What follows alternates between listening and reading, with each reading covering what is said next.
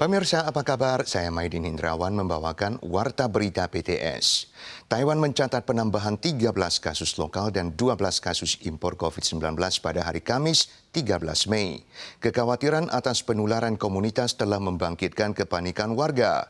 Menurut Komandan CECC Chen Shizhong, pengurutan gen virus di tubuh pasien di Luzhou, Yilan, dan yang berkaitan dengan Hotel Novotel sepenuhnya sama, maka sumber penularan tampaknya sudah hampir ditemukan. Bertambah lagi 25 kasus positif COVID-19 di Taiwan pada 13 Mei. 12 darinya adalah kasus impor dari Filipina, India, dan Uganda.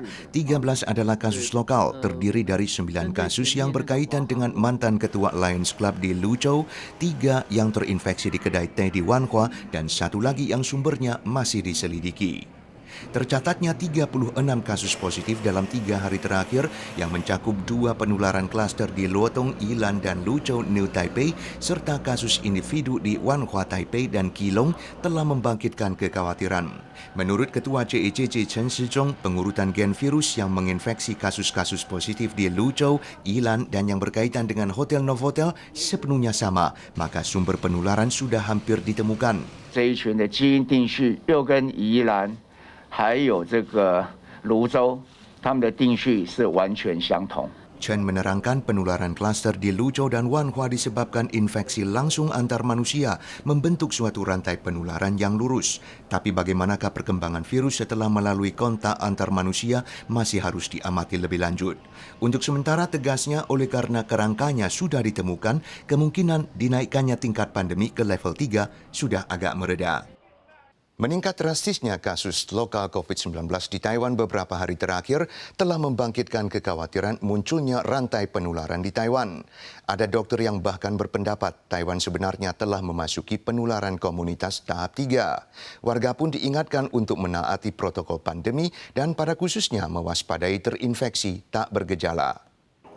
Rumah sakit di berbagai pelosok Taiwan telah meningkatkan antisipasi penyebaran sehubungan dengan bertambahnya kasus lokal dan naiknya tingkat pandemi ke level 2. Pasien yang menderita demam, diare, dan gejala pernapasan semuanya diharuskan menjalani pemeriksaan.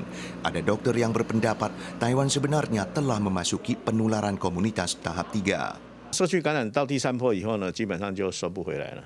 Dokter mengingatkan penularan komunitas kali ini belum mencapai puncaknya. Yang paling dikhawatirkan adalah terinfeksi asimptomatik yang bisa membentuk rantai penularan tak terlihat. Warga pun diingatkan menaati protokol pandemi, memakai masker, rajin cuci tangan, dan tidak menuju kerumunan.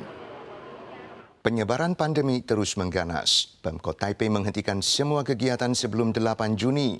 Berbagai toko mulai mengadopsi sistem pendataan nama dan gabungan. 4 convenience store terbesar menutup toilet di dalam toko, sementara 5 toko cepat saji utama, supermarket, dan department store mulai meminta tamu mendaftarkan nama dan info kontak sebelum masuk. Sehubungan dengan dinaikkannya level pencegahan pandemi COVID-19, 5 restoran cepat saji utama di Taiwan yakni McDonald's, KFC, Burger King, MOS Burger, dan TKK telah memberlakukan sistem pendataan nama dan gabungan. Tamu harus mendaftarkan nama, nomor telepon, dan identifikasi sebelum diizinkan masuk. Supermarket Carrefour dan Far Eastern Department Store juga mulai mendata informasi kontak para tamu yang makan di food court di dalam toko. Di lain pihak, 4 convenience store terbesar yakni 7-Eleven, Family Mart, OK Mart, dan High Life masing-masing mengumumkan penutupan sementara toilet di dalam toko. Ada yang bahkan menutup atau mengurangi tempat duduk di area istirahat dan membatalkan pemberian sampel makanan serta minuman gratis. Sementara itu, karena beberapa terdiagnosis pernah menghadiri kegiatan di kuil, Wali Kota Taipei Ke Wen-che telah memerintahkan penghentian semua acara keagamaan dan kegiatan yang disponsori Pemkot, penangguhan penyewaan lokasi publik, dan penutupan pusat kegiatan manula sebelum 8 Juni.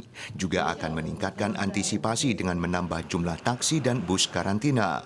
Pemkot New Taipei mengumumkan penutupan sementara 8 lokasi hiburan utama, termasuk KTV dan bar, sementara perpustakaan publik dan pusat olahraga juga untuk sementara ditutup.